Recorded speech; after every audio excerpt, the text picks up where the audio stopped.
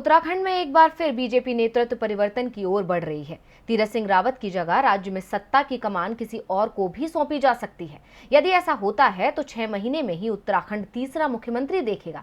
इस मामले में तीरथ सिंह रावत को दिल्ली तलब किया गया था।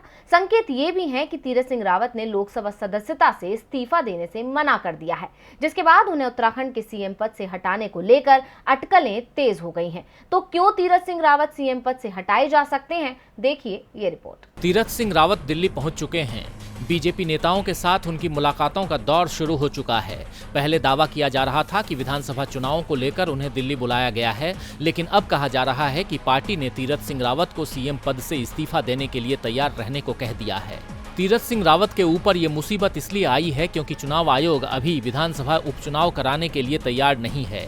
5 राज्यों के विधानसभा चुनाव और यूपी में हुए पंचायत चुनावों को लेकर चुनाव आयोग पहले से ही सवालों के घेरे में है।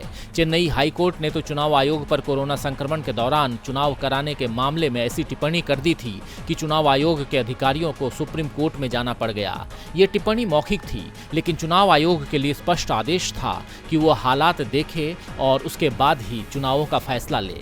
देश में कोरोना की स्थिति अभी भी नियंत्रण में नहीं आई है।